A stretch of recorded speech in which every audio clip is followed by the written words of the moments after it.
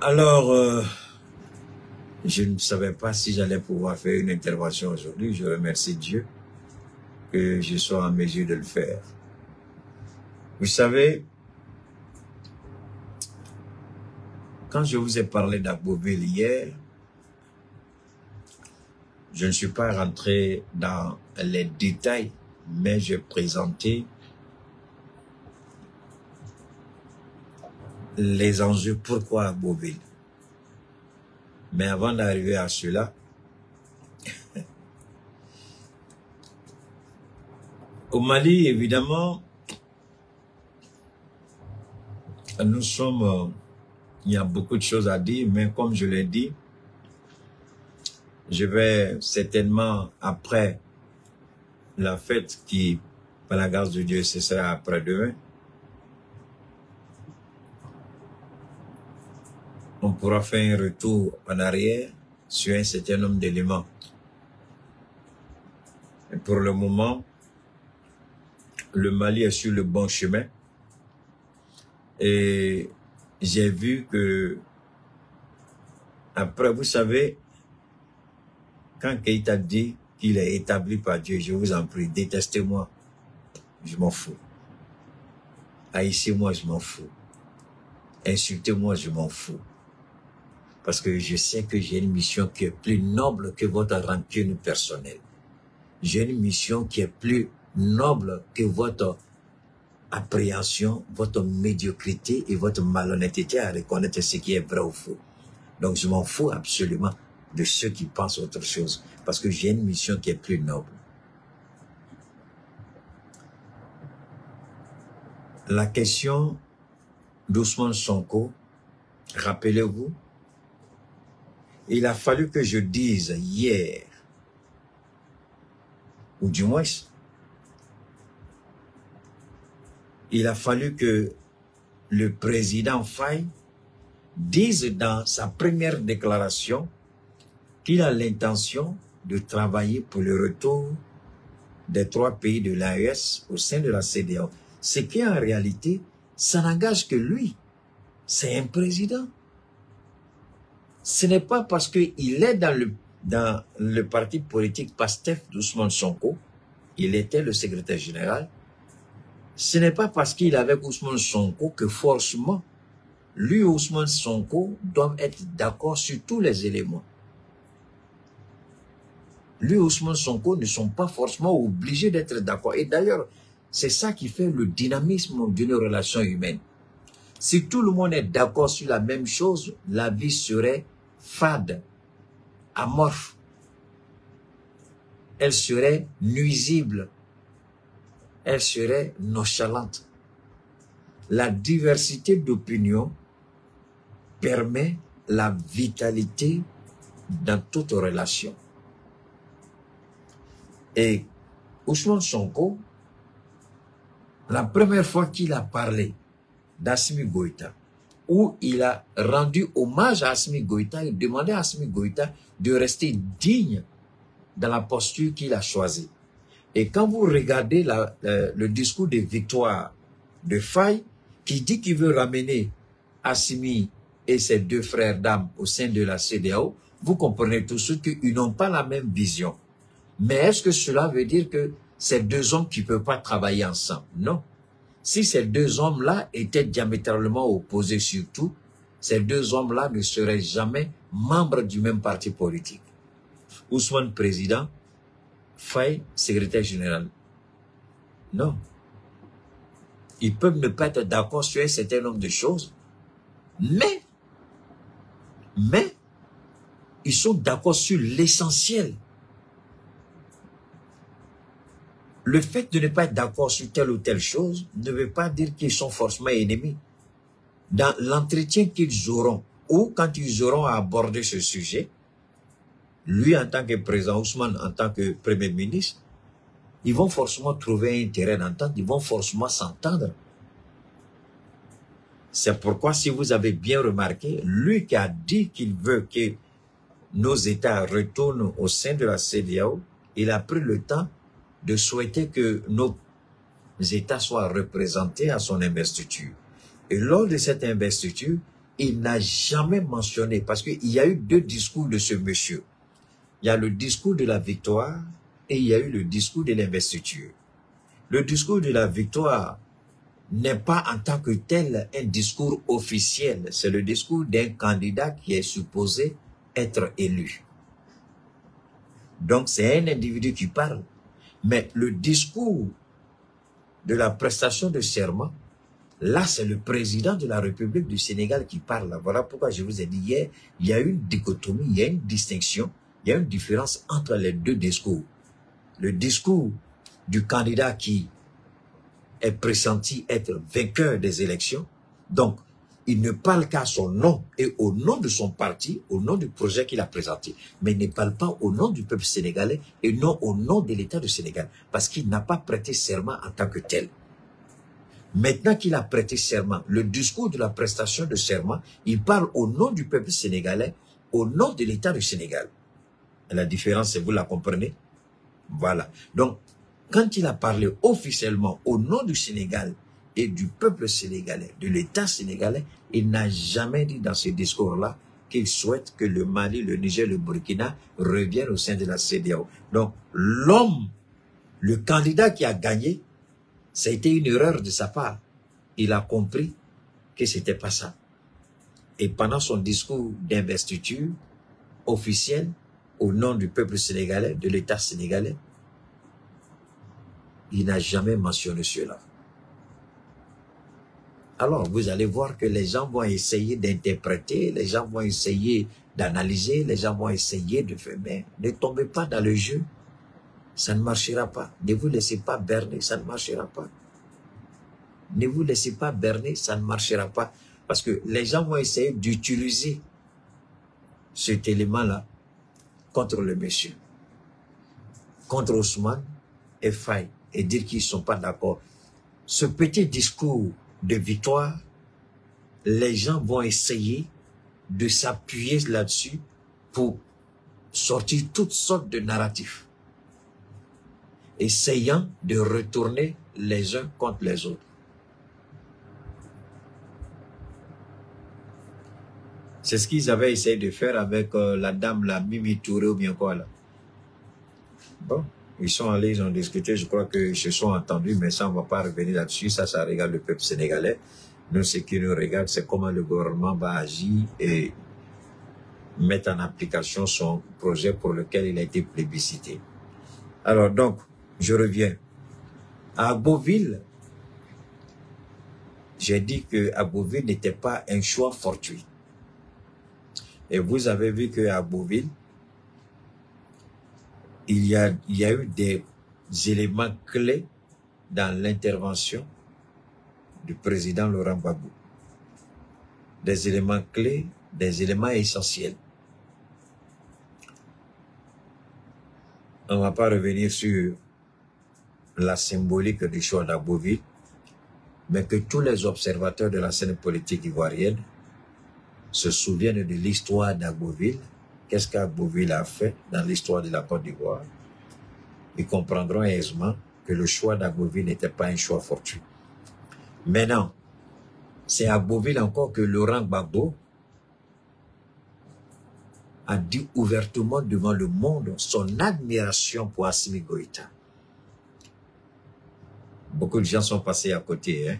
Je vous en prie, écoutez. Le président Laurent Gbagbo a publiquement demandé à Assimi Goïta, au capitaine Traoré, est-ce que je suis en train de dire quelque chose? On dirait que je ne suis pas en train de parler. Vous n'êtes pas en train de partager. Moi, j'ai arrêté direct là pour aller me coucher. Parce que si vous ne partagez pas, moi, je vais arrêter pour aller me coucher. Gbagbo Laurent a fait quelque chose d'extraordinaire hier samedi. Alors, on est en train de dépoussiérer. On est en train d'étaler. On est en train de mettre sous les projecteurs les propos du président Laurent Gbagbo. Écoutez, si vous ne partagez pas, si vous ne faites pas monter le mercure, Keïta va dire merci beaucoup, à la prochaine. Il va couper son direct, il peut aller se coucher. Gbagbo a dit quelque chose. Gbagbo a parlé au président Assimi Goïta depuis à Beauville. Gbagbo a interpellé le président Tiani et le président Ibrahim. il a dit quelque chose depuis à Beauville. À Keïta, Babou a dit quoi?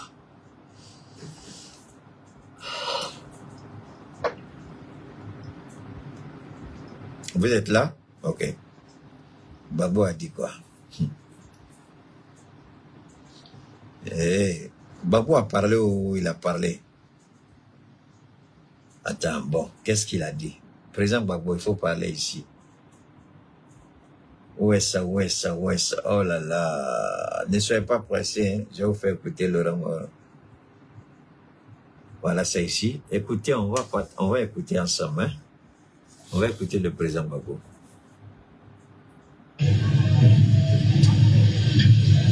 On m'a arrêté. Arrivé là-bas, on s'est dit, bon, on dit oui, j'ai tué les gens. Alors,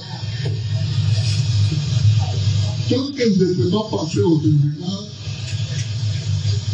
je venais un peu. Je dis, ah, quand tu es chef d'État, comme tu n'es pas dans la rue, peut-être que les gendarmes, les policiers, les militaires, on va écouter. Les eaux et forêts ont tué des gens à mon nom.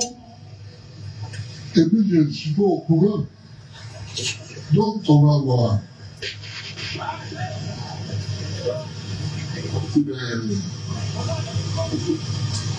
Quand tu parles tout d'un Soudan et de FDB, quand j'ai écouté ça, bon, attendez, hein. Tout à l'heure, ils ont essayé de couper mon direct. Je vous ai dit, je suis sous sanction au niveau de Facebook. Pour quelle raison? C'est ceux qui savent. Je suis la bête noire. Ils veulent couper le direct. Ils veulent couper. Quand ça commence à monter, quand l'algorithme commence à être bousculé, il y a la tentative de couper le direct. Donc, c'est attaqué. Si vous voulez, s'il coupe, on va aller tous se coucher. Mais vous pouvez empêcher ça, je vous ai dit. C'est le maximum de cœur. Bachile vous le dit, pompez les cœurs. Il a écrit. Bachile a écrit, il a épinglé ça. Pompez les cœurs. Pompez. Pompez et n'arrêtez pas de pomper.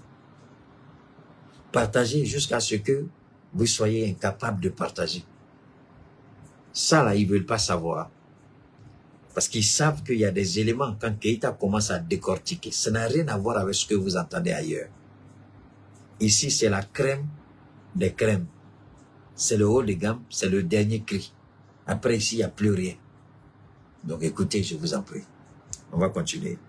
Il n'y a rien au pays. Appelez en face. Je dis rien, ne vous inquiétez pas. Je vais me trouver en prison. On va discuter, je vais vous donner les faits. Ils m'ont trouvé, je leur ai donné les faits, ils ont dit donc on va gagner le procès. C'est ça, on va gagner le procès. Parce qu'elle raconte des histoires. Elle raconte des histoires sans parler de faits. Bon. Alors la seule chose qu'il pouvait faire, c'est de me garder longtemps pour que ici, on puisse finir deux mandats.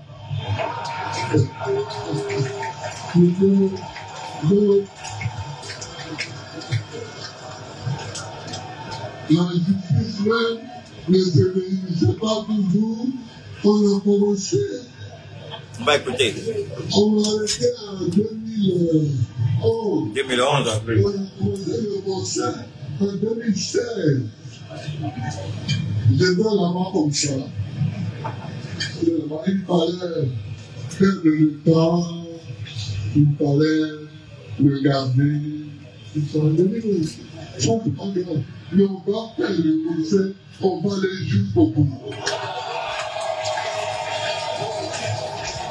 Parce que ici à Beauville, il a parlé de la BCEAO. Ici à Beauville, je voudrais que Bathily, j'espère que tu te rappelles, j'ai toujours demandé au président Goïta, j'ai même réitéré la même demande au général Tiani. Lorsque l'UMOA a sanctionné le Niger, j'ai demandé, j'ai dit le président Laurent Gbagbo, quand il a été mis sous sanction par la BCEAO et l'UMOA, il a nationalisé les banques en Côte d'Ivoire. Quand il a nationalisé, c'est avec l'argent là de ces banques-là qu'il a payé le salaire des Ivoiriens. Gbagbo Laurent n'était pas un militaire, mais Gbagbo Laurent est allé plus loin que nos militaires. Il a eu le courage de nationaliser les banques de la BCEAO en Côte d'Ivoire. Et ici, Laurent Gbagbo revient encore sur ses propos. Il dit qu'il a quitté la BCEAO, il a quitté Dakar. Laurent Gbagbo revient, il dit quoi encore? Il dit, le Mali, le Niger, le Burkina, il lance un appel et un conseil d'un aîné à ses jeunes frères. Je ne sais pas trop entre lui et le général Tiani qui est plus âgé, mais sur le plan de l'exercice du pouvoir, il est le doyen des trois. Et là, il leur dit, n'allez plus à Dakar. Quand il dit n'allez plus à Dakar, ce n'est pas que nous avons un problème avec la République du Sénégal. Non, quand il dit n'allez plus à Dakar, Dakar est le symbole de la France-Afrique à travers le franc CFA. C'est pourquoi, lorsque Ousmane Sonko veut renégocier les accords du franc colonial, nous sommes contents, mais je vous le jure, chaque jour que je me réveille, je prie Dieu pour la vie du président Faye et pour la vie du premier ministre Sonko. N'oubliez pas que c'est à Dakar que se trouve le siège de la BCEAO, le siège de la France-Afrique monétaire, c'est à Dakar. Et chaque fois que je me réveille, je crains pour la vie d'Ousmane Sonko et du président Faye. Parce que s'ils vont jusqu'au bout de leur logique de la souveraineté monétaire, qu'est-ce qui va se passer? Est-ce que pour la première fois dans l'histoire du Sénégal, il n'y aura pas un coup d'État au Sénégal? Est-ce que la France n'ira pas jusqu'à orchestrer un coup d'État au Sénégal? Parce que là, les gens ne voient pas ça venir. Les gens s'amusent.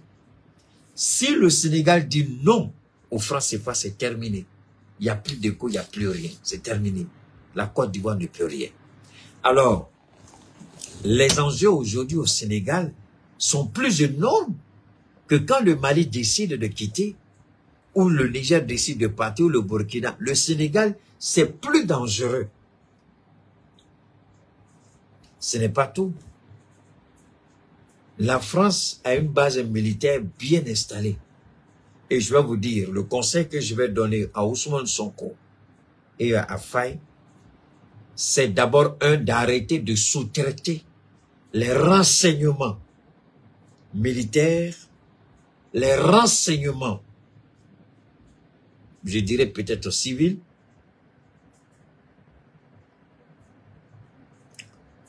je vais revenir encore. Je vais revenir en arrière. S'il y a des Sénégalais qui sont connectés, je commence à comprendre pourquoi Dieu a fait tout pour que je puisse sortir ce soir, parce que je ne comprenais pas trop moi-même. Ce que j'avais à faire, curieusement, le travail était tellement balèze que ça a été fait en un temps record, sans souci, sans fatigue, et sans, je sais pas, je l'ai fini, j'étais étonné.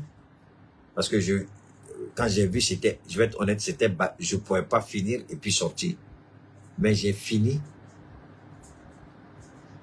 Et tout ce que j'avais à faire, je l'ai fait.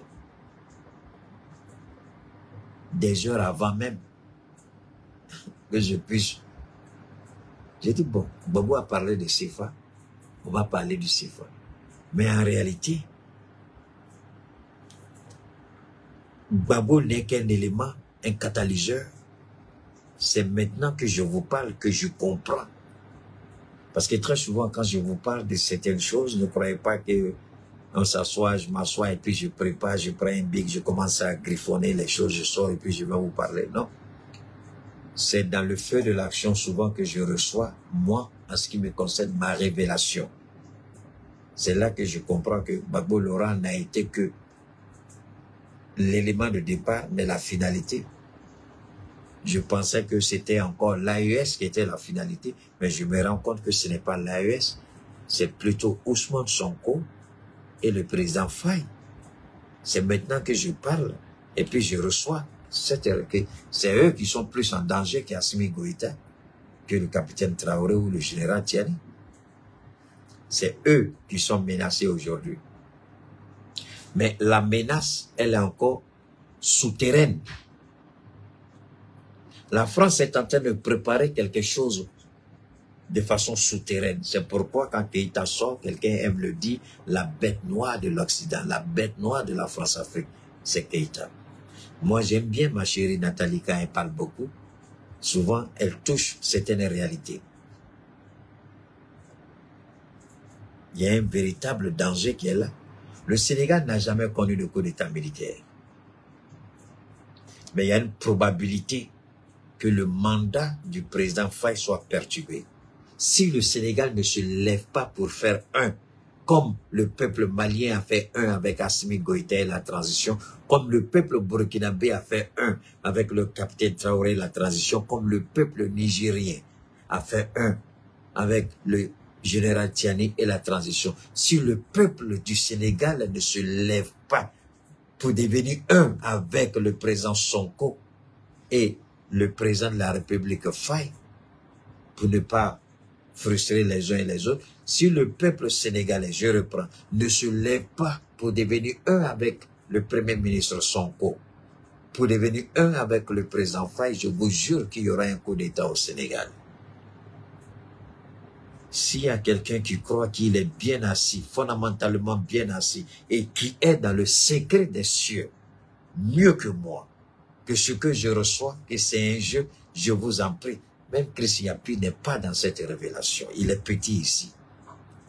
Ce que je vous donne, jetez ça comme vous voulez. Je prie Allah, en ces derniers instants de ce mois de jeûne, je prie Allah que je sois dans le faux. Je prie Allah que je me trompe. Je souhaite que je me trompe. Je souhaite que je me trompe. Et ma plus grande, je vous jure, j'ai peur. Et c'est rare que Keïta dise qu'il a peur. Vous me connaissez. J'ai peur pour le président Faye et pour le premier ministre Sonko. Si vous croyez que je cherche de la visibilité à cause de Dieu, ne partagez pas. Si vous pensez que je cherche de la visibilité à cause de tout ce qui m'est cher, si vous croyez que je cherche la visibilité et que si vous partagez ma vidéo, je ne vous pardonnerai jamais jusqu'à la fin du monde. Si vous croyez que je cherche la visibilité et vous partagez ma vidéo, que Dieu vous condamne. Je ne cherche pas la visibilité. Je sais de quoi je parle. Là où je suis assis, seul Dieu, dans sa grandeur, dans sa bonté, dans sa miséricorde, peut me détrôner. Aucun être humain issu d'un homme et d'une femme, vous ne pourrez pas me détrôner. Et ce que je dis, ce n'est pas un jeu. Et Ousmane Sonko sait très bien de quoi je parle. Vous n'avez qu'à regarder qui a été nommé ministre de la Défense, qui a été nommé ministre de l'Intérieur. C'est des hommes que je ne connais pas. C'est des personnes que je ne connais pas. Les deux généraux qui ont été nommés, je ne les connais même pas. Je ne connais même pas. Je ne suis jamais allé au Sénégal. Mais ces deux choix-là confirment la crainte que j'ai. La nomination du général en tant que ministre de la Défense confirme les craintes que j'ai. Et je demande au président Faye de changer le directeur du renseignement sénégalais. Je répète, je demande au président Faye de démettre de ses fonctions le directeur du renseignement. Le renseignement intérieur et le renseignement militaire. avant de continuer avec mon direct, s'il y a des Sénégalais ici, et si vous ne faites pas en sorte que le président Sonko, peut-être qu'il est avisé à ce niveau, je demande que le directeur du renseignement sénégalais soit démis de ses fonctions. Les deux.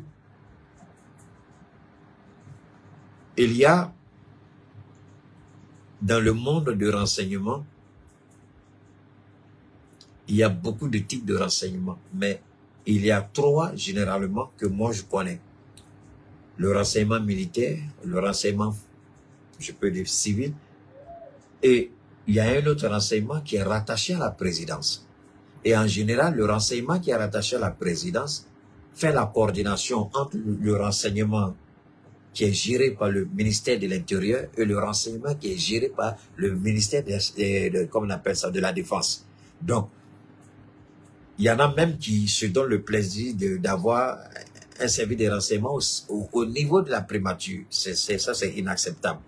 Ça, c'est inacceptable. Normalement, il y a trois services clés de renseignement.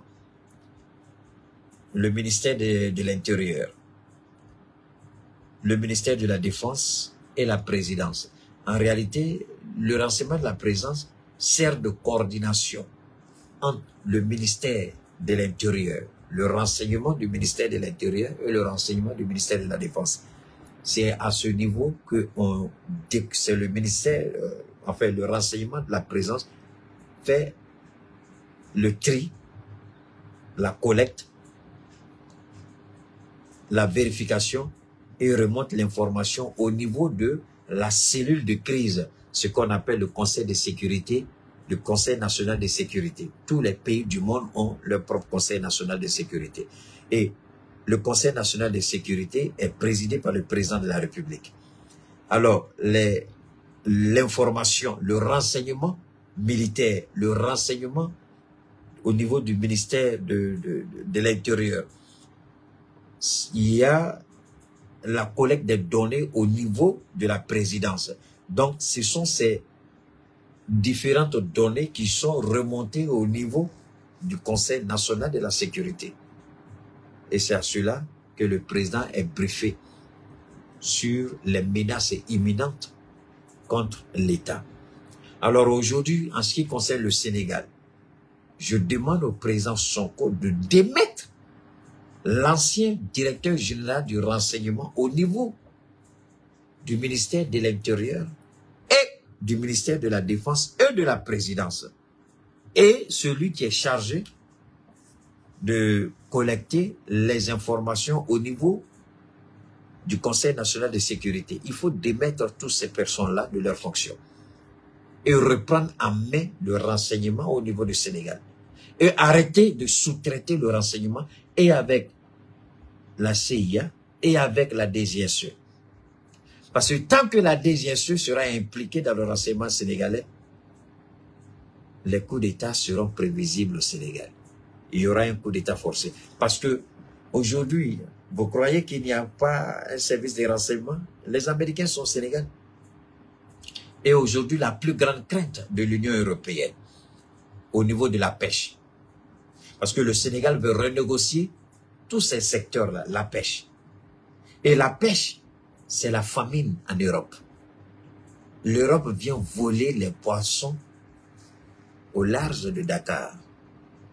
Et le président Faye, il dit désormais les tonniers, les bateaux de pêche de l'Union européenne devront rester à 20 km des côtes sénégalaises.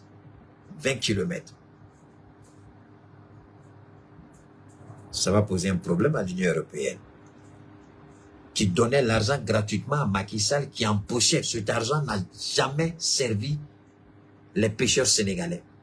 Il y avait une compensation que l'Union européenne, c'est des milliards que l'Union européenne versait à l'État sénégalais pour dédommager les pêcheurs sénégalais.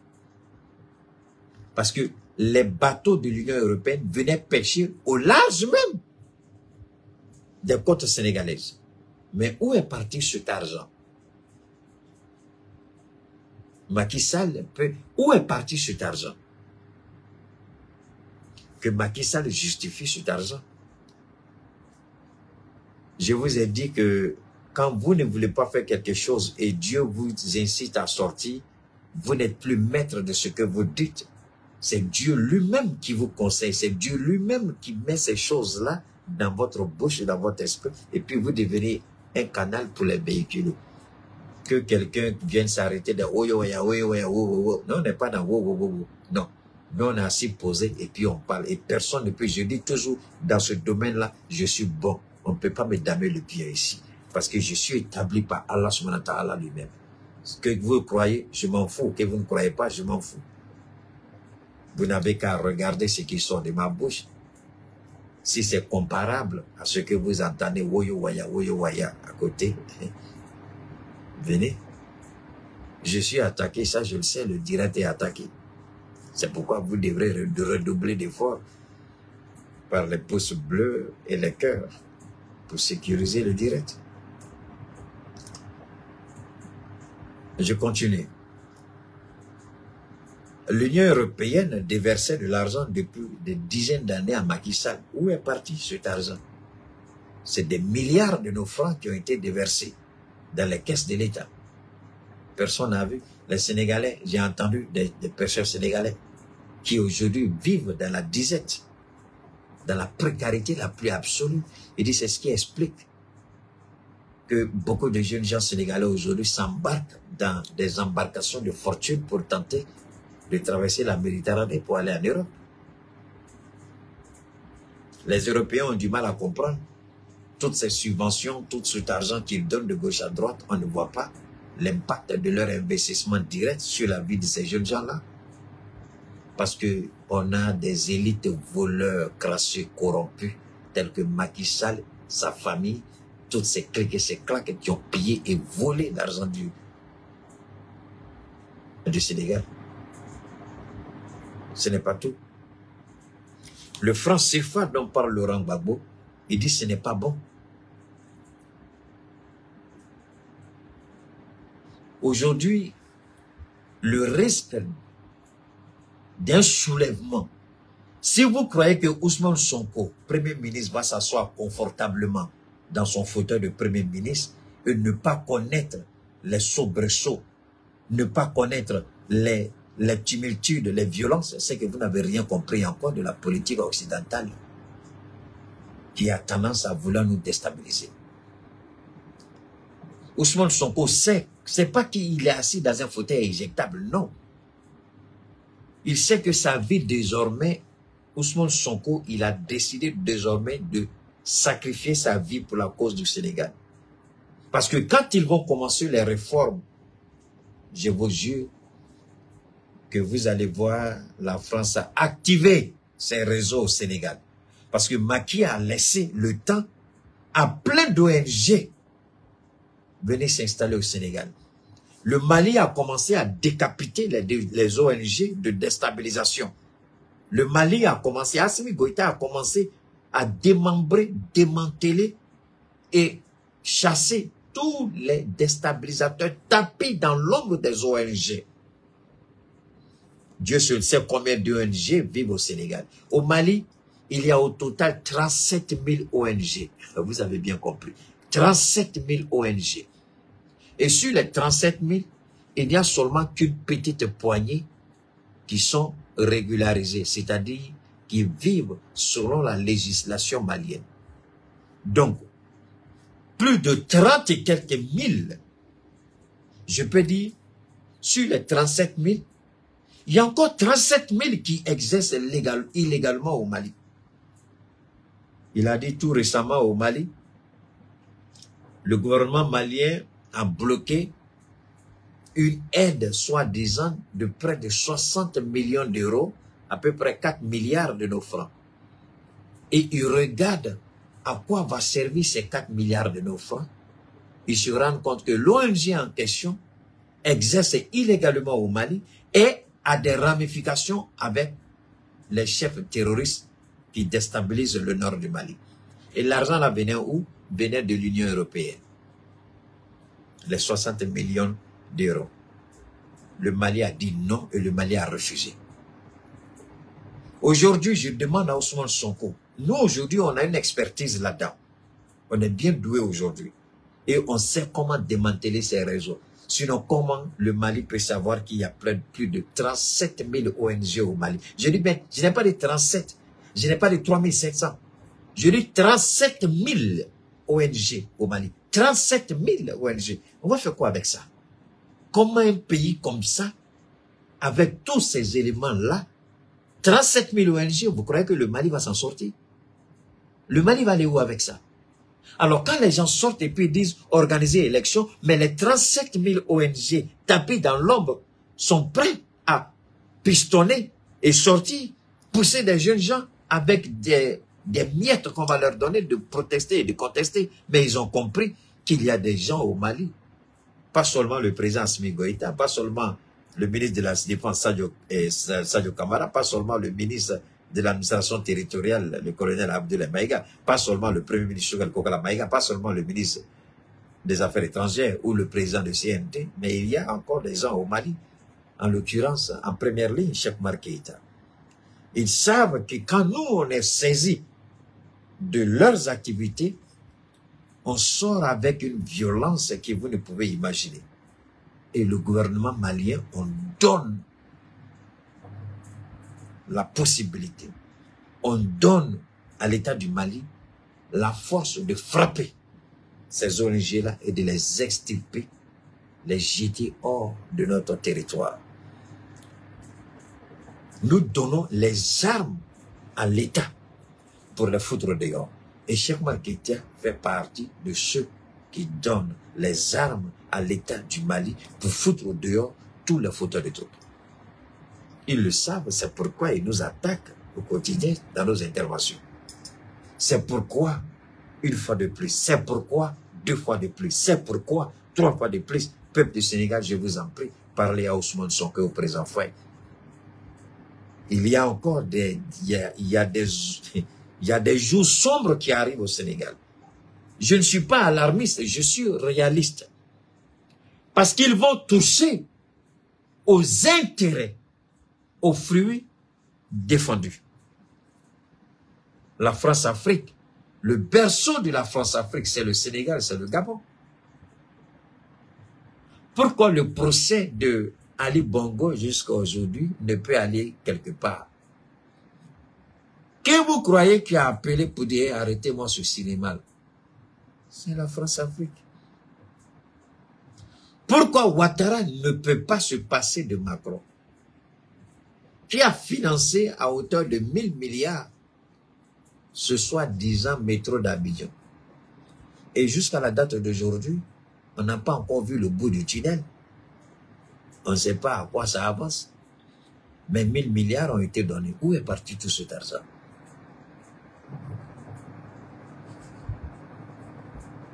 Mon frère, il n'a pas fait d'arrondir à 40 milliards, c'est 40 milliards. Il a arrondi à 40 milliards. C'est pas 40 milliards.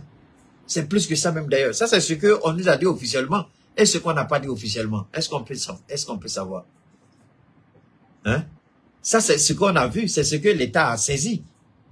Et ce qui passe dans le dos de l'État. Ce qui passe par l'Algérie. Ce qui passe par la Mauritanie. Ce qui passait encore il y a un temps par le Niger. Dont on ne savait pas. C'est parce qu'aujourd'hui que tout est bloqué. Le Niger a bloqué qu'on a pu voir ça.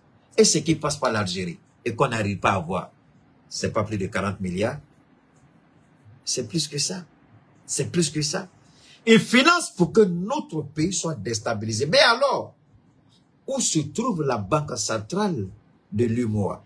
La banque centrale du franc CFA, ça se trouve où? À Dakar, au Sénégal. Donc, imaginez que le Sénégal décide de sortir du franc CFA, alors que c'est à Dakar que se trouve le siège du franc CFA. Vous croyez réellement que la France va permettre cela, que la France-Afrique ne fera rien pour perturber le programme, le projet PASTEF? Réfléchissons un peu, analysons ensemble un peu, comprenons un peu.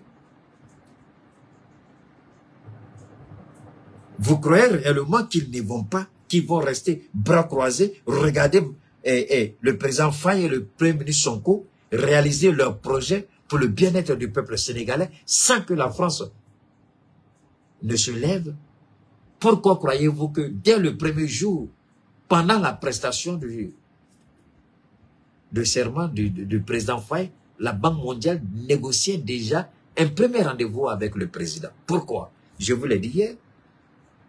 Pourquoi la Banque mondiale était là-bas? La même Banque mondiale qui est venue négocier avec Assimi Goïta avant-hier. La Banque mondiale qui est passée au Burkina Faso. La même Banque mondiale, pardon, qui allait demander pardon au Niger.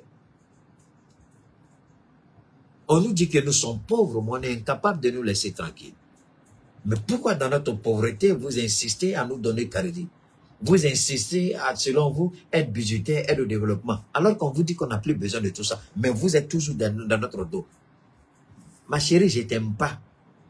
Tu es vilaine, tu es noire, tu as gros nez, tu as cheveux crépus. Elle dit, je suis d'accord tout ça. Elle trouve quelqu'un d'autre qui dit, oh, voilà la femme que je veux, véritable femme africaine. Voilà, tu as toutes les qualités de la femme africaine dont je veux. Et maintenant, toi, tu reviens, tu dis, ah, tu ne veux pas la laisser. Alors qu'elle a déjà trouvé quelqu'un. Maintenant, tout ce que tu as dit sur elle, elle dit, elle est d'accord avec elle, c'est pas plein. Maintenant, quelqu'un d'autre trouve ces qualités-là extraordinaires.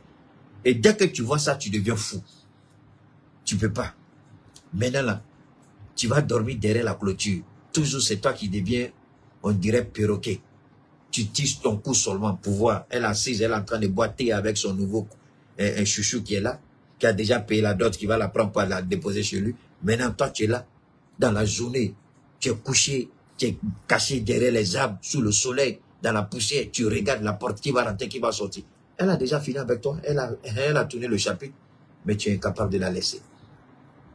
C'est la même histoire que nous vivons avec ces gens-là. Ils nous traitent de tout, de pauvres, de mendiants, d'idiots, d'animaux, mais ils sont incapables de nous laisser.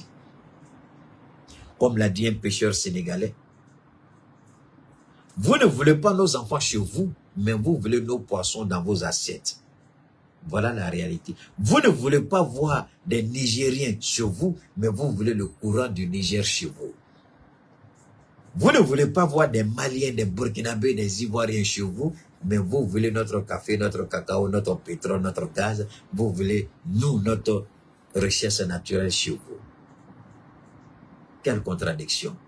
Vous ne nous aimez pas, mais vous aimez ce qui vient de chez nous. Et Ousmane Sonko, ils disent, on va renégocier le CFA. Mais avec qui tu vas renégocier le CFA? D'accord, puisque la banque centrale se trouve au Sénégal, donc la négociation sera facile. Il faut maintenant appeler... Qui est le gouverneur de la banque centrale? C'est un Ivoirien, c'est Jean-Claude Brou, l'ancien président de la commission de la CEDEAO, c'est lui qu'Alassane Ouattara a nommé. Puisque c'est la Côte d'Ivoire qui nomme le gouverneur de la BCEAO. Alors, comment ils vont procéder si ils convoquent les pays de l'UMOA pour discuter et que Macron dit à Alassane Ouattara, tu es venu me demander ton 4e mandat, je ne voulais pas te donner ton 4e mandat, maintenant je suis prêt à te donner ton 4e mandat, mais les enfants là, il faut les empêcher de toucher au franc CFA. Parce que là, c'est pourquoi les gens de la géopolitique, c'est comme ça que ça fonctionne. C'est comme ça que ça fonctionne. Quand Ouattara pleure derrière Macron et que Macron ne veut pas, voilà des circonstances. Et Ouattara dit, toi Macron, je ne suis pas pressé, je t'attends. En même temps que Ouattara est déçu parce qu'il a donné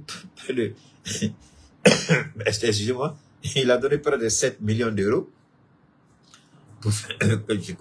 pour financer la campagne de l'autre. Il dit, ah, je n'ai pas quand même tout perdu. C'est vrai que mon candidat n'a pas gagné, mais quand je regarde le programme de gouvernement, le projet de société du président Pastef, j'ai une porte de sortie avec Macron. Certes, quand Chris Yapé nous dit Alassane Ouattara a donné 7 millions d'euros, mais ce que Chris Yapé ne sait pas, c'est pas Alassane Ouattara qui a donné, c'est la France qui a financé. Et comme Macky Sall était observé de loin, tous les faits et gestes, rien ne pouvait venir dans sa main directement. Donc on fait transiter l'argent par la Côte d'Ivoire et puis on envoie au Sénégal. Ouattara a toujours financé les campagnes des présidents, hein, ça ne soyez pas surpris. Il a financé la campagne des Jamping au Gabon, on a vu. Il a toujours fait ça. Et il dit à son maître, je crois en telle personne, la France envoie l'argent. Alassane, sinon Alassane Ouattara prend l'argent et puis donne. Vous n'allez jamais voir ça. On lui donne, il donne. Donc, Alassane Ouattara dit à Macron, attention, si je ne suis pas là pour surveiller les enfants, ça va être compliqué. Les enfants, là, ils veulent toucher au franc CFA. Les enfants, là, ils sont têtus. Les enfants, là, ils sont comme les Assimi. Ils seront compliqués. Donc, il faut qu'on soit là pour les empêcher. Si tu m'enlèves là, qui va bloquer? Parce que moi, je suis capable de violer la loi et puis je m'en fous. Je viole la loi, je viole les tests, je m'assois et puis j'assume. Mais qui peut faire ça? Si on les laisse et qu'ils s'associent à Assimi Goïta, c'est fini pour le franc CFA. Sur 7 pays, il y a 3 qui sont déjà sortis, ça reste 4. Et un pays de poids, le Sénégal se retire, ça fait 4 contre 3. C'est fini, le CFA est mort. Sur le Sénégal, c'est fini, il n'y a plus de CFA, c'est terminé. C'est terminé. Alors, donc Alassane Ouattara vient de trouver sa porte de sortie. Alassane Ouattara vient de trouver sa raison d'être adoubé pour un 4e mandat. Moi, j'ai dit pour moi, asseyons-nous et puis regardons. Si c'est vrai ou faux, asseyons-nous et puis regardons. Vous allez voir tout de suite que la France va adouber la candidature. Pourquoi la France a adoubé la candidature de Dibi? Pourquoi la France a adoubé la candidature disons, la présence de général vendeur de drogue, brigand criminel au Gabon? Alors, vous croyez que c'est la France qui aura un problème pour adouber la 4e candidature d'Alassane Ouattara à un 4e mandat? Alors que les jeunes gens au Sénégal, ils veulent renégocier le franc CFA. Alors que là, tel que le franc CFA a été négocié, la transition du franc CFA à l'éco, tel que négocié par Emmanuel Macron. Si vous voyez que jusqu'à la date d'aujourd'hui, l'éco a du mal pour démarrer, c'est parce que, tel que présenté par Alassane Ouattara, les pays de l'UEMOA ne sont pas intéressés. Ça a été signé, mais personne n'est intéressé. Et la CEDEAO ne veut pas. Donc, ils veulent revenir et puis renégocier tous les points clés. Ils ne veulent pas de l'éco. Alors que l'éco, jusqu'à présent, la parité donne une marge de manœuvre. Vous savez, la parité du franc CFA, je vais vous expliquer un peu pour que vous compreniez bien. De la même manière que les Américains ont obligé le monde à accepter le dollar comme la monnaie internationale d'échange, la monnaie internationale du commerce. Ça fait que c'est le monde entier qui finance et qui paye la dette des États-Unis sans se rendre compte. C'est aussi simple que ça. Et la France a appliqué le même système des Américains. Les Américains ont élargi le dollar au niveau du monde. La France a copié exactement le même système, le même modèle américain, mais la France l'a adapté à 14 pays africains. Il allait plus loin, elle allait plus loin, autant pour moi la France, elle allait plus loin. Au lieu que le franc CFA soit la même monnaie avec la même valeur entre l'Afrique centrale et l'Afrique de l'Ouest, la France s'est arrangée pour faire en sorte que le taux d'échange entre l'Afrique centrale et l'Afrique de l'Ouest, l'Afrique occidentale, l'Afrique de l'Ouest, c'est pas la même chose. Le même franc CFA que vous prenez ici, si vous allez au Cameroun, vous n'allez pas le manger. Non. Il faut l'échanger au franc CFA de la CEMAC ou bien quoi la même. De la CEMAC pour pouvoir l'utiliser. Leur franc CFA, tu prends chez eux, tu viens avec ici, chez nous, ça ne passera pas. Ça, c'est la France. Et là, les pays africains n'ont pas vu le mal en cela. Et Alassane Ouattara nous maintient toujours parce que lui, il a besoin de la France comme c'est un vieux ingrat, irresponsable et inconscient. Tant que ça marche pour lui, les autres, c'est pas son problème. Un vieillard de son âge, de plus de 82 ans, qui sacrifie l'avenir des jeunes gens pour son intérêt personnel. Je me demande bien ce que Dieu va faire avec ce vieillard irresponsable et idiot en même temps. Alors, pour revenir encore, Laurent Gbagbo dit 3 pays sont sortis. Ce n'est pas fini. D'autres pays vont suivre. En le parlant, il faisait allusion au Sénégal. Parce que le franc CFA n'est pas bon. le franc CFA n'est pas bon. Il dit, le franc CFA n'est pas bon. Je vais mon direct là. Donc, le franc CFA n'est pas bon. Le franc CFA, ce n'est pas bon. J'insiste, le franc CFA, ce n'est pas bon. Le président Laurent Gbagbo l'a dit. Il dit, le capitaine Traoré l'a compris.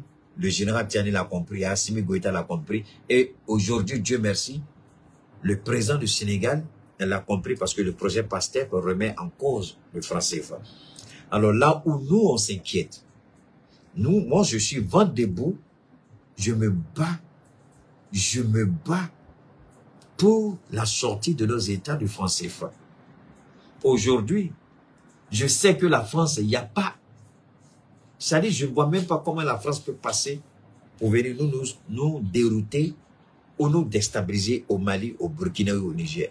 Mais contrairement au Sénégal, le Sénégal aujourd'hui a une politique beaucoup perméable. Nous, on a pris le temps de colmater les brèches chez nous.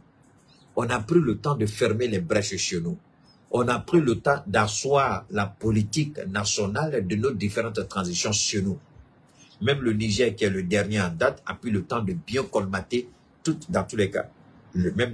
Pourquoi le Niger a chassé les États-Unis? Alors, pour que le Sénégal puisse appliquer valablement son programme monétaire, sa souveraineté monétaire, il y a un élément fondamental parce que les Français même ne le cachent pas. Ils sont assis et ils attendent le Sénégal. Parce qu'ils ont peur. La plus grande base militaire aujourd'hui, c'est au Sénégal. Mais pourquoi au Sénégal? Pour protéger leurs intérêts par rapport à la Banque centrale des États de l'Afrique de l'Ouest, c'est-à-dire la BCEAO.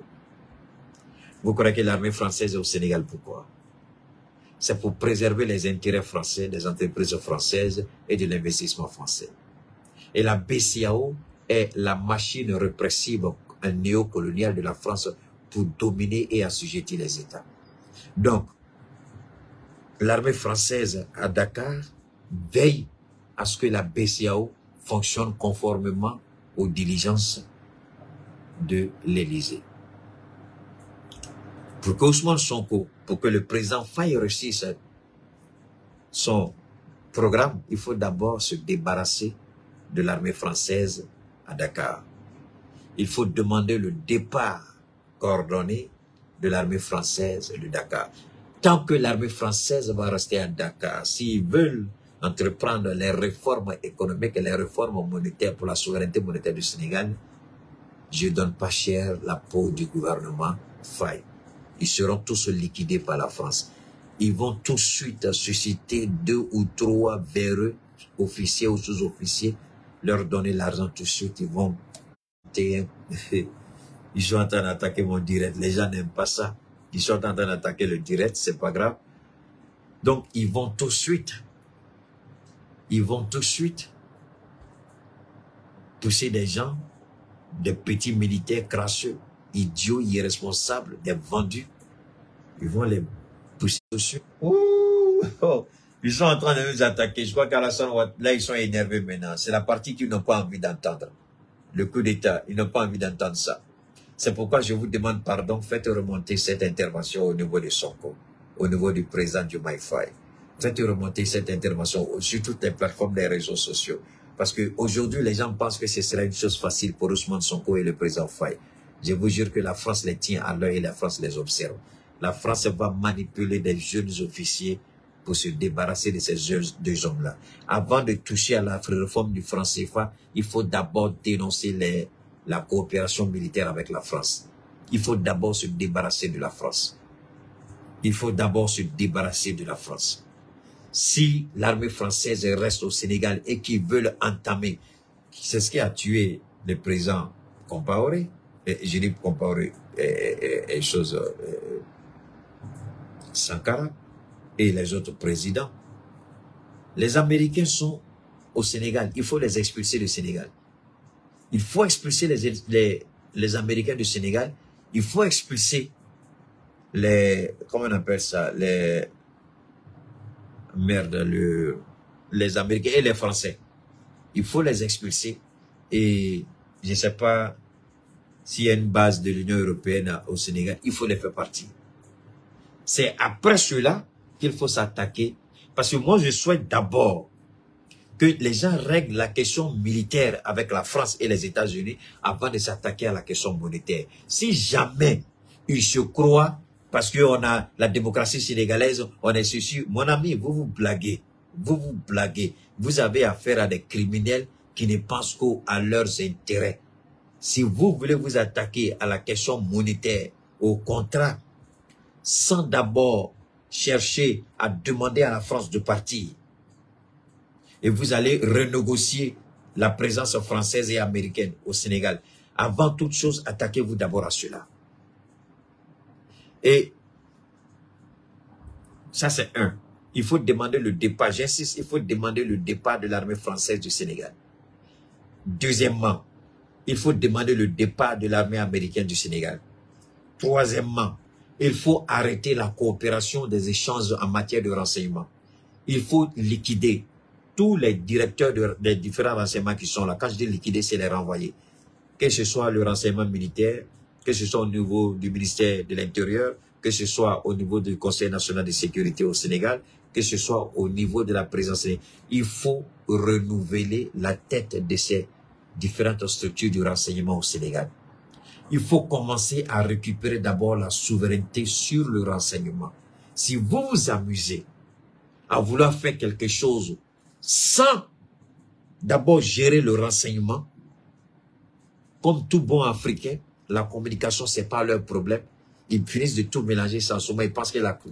Alors que le blanc, j'ai aimé Alain Foucault, il a fait une rubrique où il a dit l'Angleterre dépense des centaines de millions d'euros en communication. Les États-Unis dépensent des milliards de dollars en communication. La France, des centaines de millions d'euros en communication. C'est chez nous ici, là, on dort peinard. Communication même, là, le béaba même de la communication, on ne maîtrise pas. Souvent, même quand je vois les gens sur les réseaux, quand il y a quelqu'un qui commence à faire des bonnes actions, ils vont, c'est sur les réseaux. Et encore, les réseaux sont très mal exploités. Je vais profiter pour demander au Premier ministre le dialogue intermalien. Je vais demander au ministre Abdoulaye Maïga. Ils ont vu les erreurs lorsque les réseaux ont été écartés dans la campagne pour le oui au référendum. Je leur demande dans ce dialogue, dans ce processus de dialogue intermalien, les gens sont plus sur les réseaux, ils écoutent plus sur les réseaux. Et malheureusement, l'erreur au Mali, je ne sais pas quel langage on doit parler avec nos autorités maliennes pour qu'ils comprennent. Je ne sais pas quel est leur problème. Et jusqu'à présent, ils ont du mal à comprendre. Quand c'était gâté en Côte d'Ivoire, tout de suite, ils ont appelé tous les influenceurs ivoiriens à la dernière minute. Rapidement, Chacham, pour faire avancer la canne. Quand c'était gâté, les éléphants étaient sur le point d'échouer. C'est les influenceurs qui ont joué un rôle, même si on peut ne pas les apprécier, mais ils ont joué un rôle ce jour-là. Nous, chez nous ici, pendant qu'on est dans une situation, au lieu de s'appuyer sur les réseaux, je ne dis pas tout le monde, il y en a qui sont bons. C'est pas tout le monde, c'est pas tout ce wow, c'est pas ça que je dis. Vous pouvez utiliser certains dans le cadre du dialogue intermalien. Les gens dans les villages, dans les communautés, c'est pas ORTM, ils regardent. Et j'ai du mal à comprendre comment jusqu'à présent nos autorités n'arrivent pas à cerner cela, que dans les villages, les gens s'en fichent. Il n'y a même pas ORTM là-bas, il n'y a même pas de truc pour ORTM. Mais dans les villages, chacun a son petit téléphone. Et quand quelqu'un parle, nous par exemple, quand on parle comme ça dans le village, là, les gens, là, ils mettent, avant quand je faisais un bambara, et puis tout le monde, les gars sont là. C'est batterie jaune, mais et les gens qui récupèrent après et puis font sous forme d'audio là, les gens écoutent. Mais chez nous ici, jusqu'à présent, ils n'ont pas saisi, ils n'ont pas compris l'impact de la communication. Ils n'ont pas saisi. Bon, j'espère qu'ils savent ce qu'ils font. Nous, on ne fait qu'alerter et puis on les regarde. Alors, donc, je reviens avec le président Ousmane Sonko. Quand je dis le président, c'est le président du PASTEF, le premier ministre Ousmane Sonko et le président Diomaye Faye. Faites beaucoup attention. je vous demande de rompre d'abord ou de revisiter d'abord, de déterminer d'abord le caractère juridique et politique de la présence de l'armée française et de l'armée américaine au Sénégal. Réglez ça. Dès que vous finissez de régler ça, vous vous attaquez ensuite au gros dossier par rapport aux passations des marchés. Ensuite, vous allez regarder la question du franc CFA. Ce n'est pas une précipitation le franc CFA. Prenez le temps pour regarder, analyser. Mais avant, il faut protéger vos arrières, comme on le dit dans le français courant. Il faut prendre en main vos différents services de renseignement. Il faut démettre de leurs fonctions tous les directeurs actuels à l'état de tous ceux qui ont été nommés par Macky Sall. Il faut les démettre tous de leurs fonctions. Nommer de nouveaux directeurs à ces postes stratégiques du renseignement. Commencer à négocier ou à revoir les accords entre la présence de l'armée française et de l'armée américaine au Sénégal. Et ensuite, vous allez vous attaquer. La sortie du franc CFA est une nécessité. Si des réformes courageuses sont faites pour dire que nous, on n'est pas pressés, on regarde d'abord. Sinon, on a notre monnaie qui est prête. Et dès qu'on va lancer notre monnaie, il n'y aura pas de retour. Il n'y aura pas de retour. Et la monnaie, elle est prête. Comme l'a dit Shogel, c'est une décision politique. Les spécialistes, les techniciens sont en train de travailler pour éviter que notre monnaie, quand elle va sortir, elle devienne tout de suite une monnaie qu'on va tout de suite taxer de faible, et puis on voit en Guinée, là, non? Alors donc, nous allons continuer à soutenir. Moi, vous savez, quand je donne ces genres de conseils, c'est à eux d'apprécier. On dit, ils sont novices, c'est-à-dire, ils sont nouveaux dans la gestion de l'État. Mais personne n'est né avec la gestion des États. On apprend. L'expérience s'acquiert avec la pratique. Cependant, par rapport à ma petite expérience, ce que je peux souhaiter et suggérer au Sénégal, c'est l'exemple du Mali. Le Mali a pris en main d'abord son renseignement à tous les niveaux. Le Mali a opéré des changements stratégiques à tous les niveaux de nomination. Ce qui fait qu'aujourd'hui, Assimi, il a la réalité du pouvoir et il travaille correctement sans gêne. Le Burkina, ça a été la même chose. Le Niger, ça a été la même chose. C'est pourquoi et le Sénat français et le Sénat américain, ils se posent la question comment nos dirigeants arrivent à communiquer et les Américains et les Européens n'arrivent plus à intercepter nos communications. Parce que nous avons basculé sur un système de communication russe et il est difficile de percer, de casser les codes à ce niveau-là. Donc, nos autorités arrivent à échanger et nos communications sont préservées. C'est pourquoi le Mali a créé la surprise à tous les niveaux, en chassant la MINUSMA, la France, la prise de Kidal, tout ce que vous connaissez. Et nous arrivons aujourd'hui à suivre et à traquer les terroristes, les neutraliser. Alors que Ousmane Sonko se pose la question, comment en un temps record le Mali a pris la main sur son renseignement. Parce que tant que le Sénégal ne comprendra pas que sa force et sa faiblesse résident dans le renseignement, il faut prendre en main le renseignement. En ce moment-là, commencer à travailler dans tous les domaines. Parce que quand vous avez un bon service de renseignement, vous avez toutes les informations dans le pays. Toutes les informations que vous voulez. Et c'est en fonction de ces informations. Si vous n'avez pas un bon service de renseignement, quelle information vous allez avoir sur le franc CFA? Quelle information vous allez avoir sur des pratiques mafieuses dans le pays? Il faut avoir un service de renseignement. Et pour avoir le service de renseignement, tous les vendus qui sont là, il faut les dégager. Il faut nommer des personnes de ressources intègres. Il faut reprendre en main le renseignement au niveau du Sénégal. Et ensuite commencer à renégocier la présence militaire sénégalaise et américaine. Et reprendre tous les dossiers en ce qui concerne la passation des marchés, que ce soit de gré à gré ou par appel d'offres. Et ensuite, regardez le franc CFA.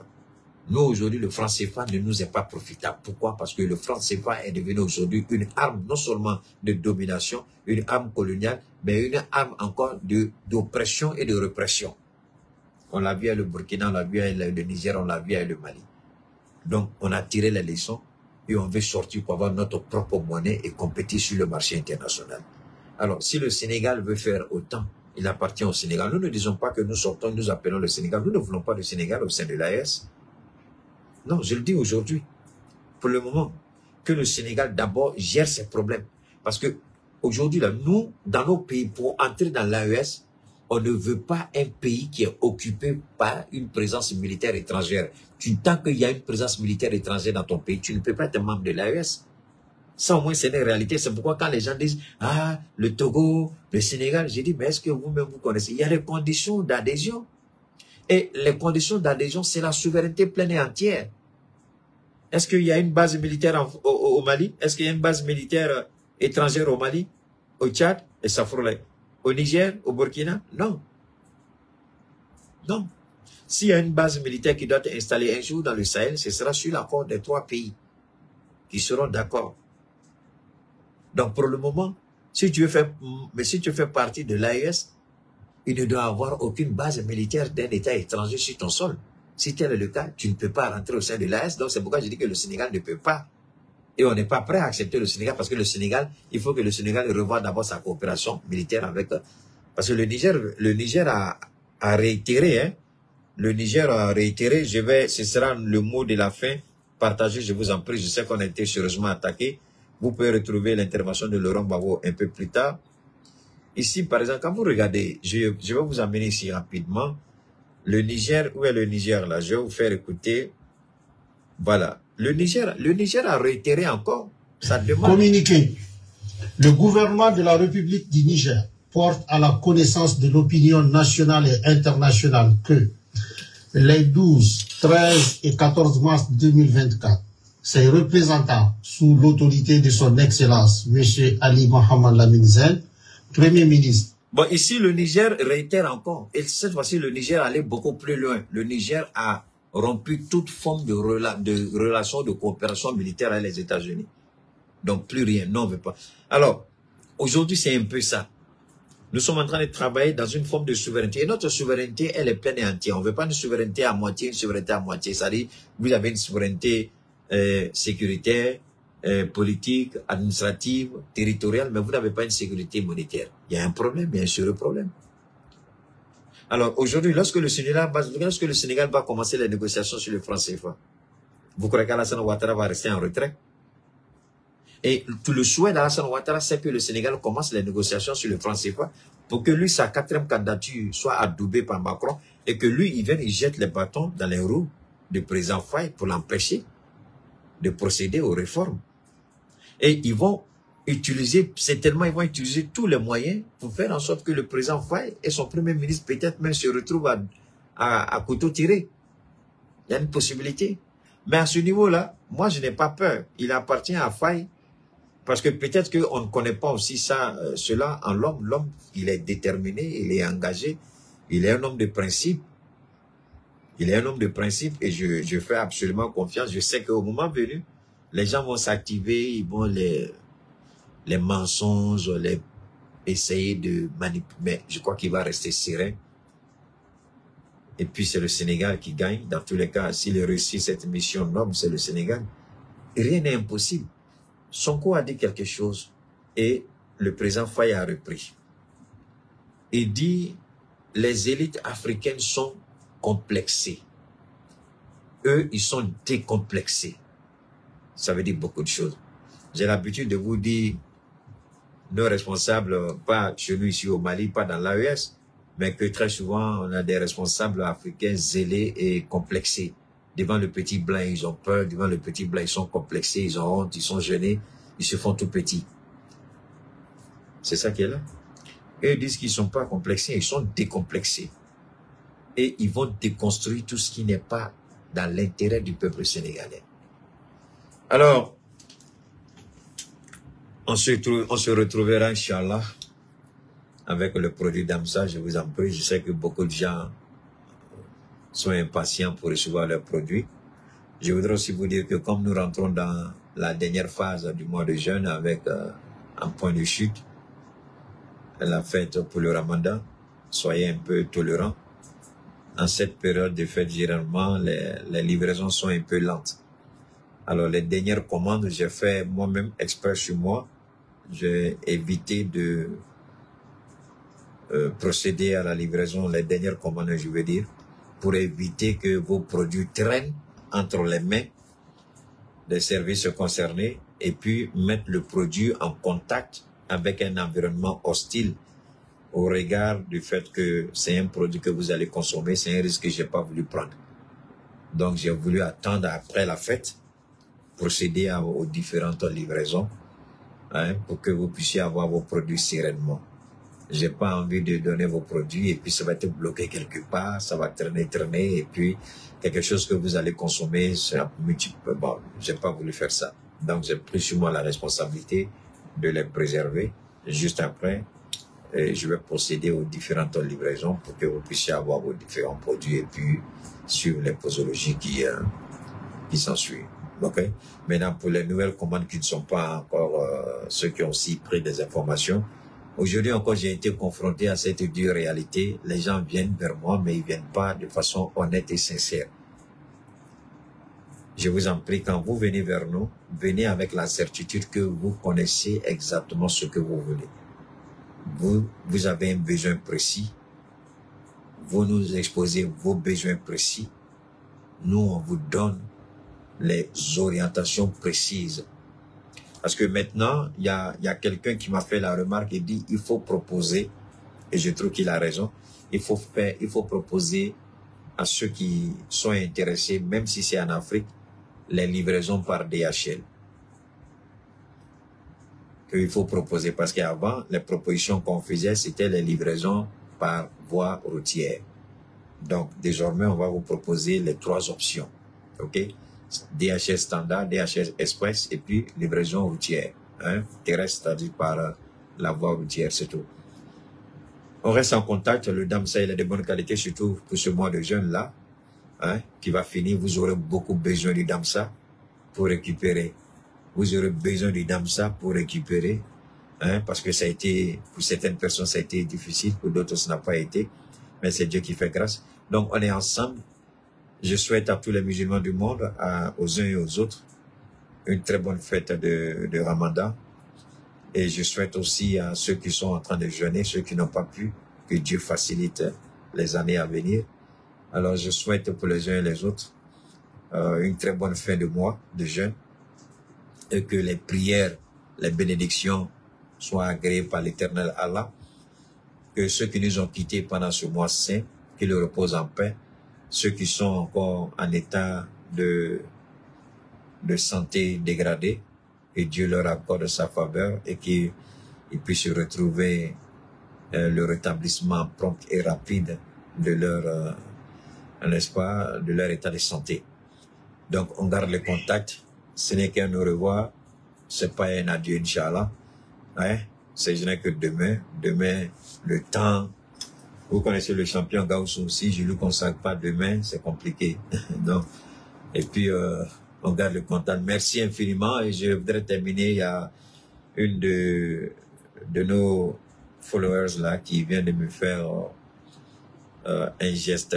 Elle n'est pas seule, elles sont 2.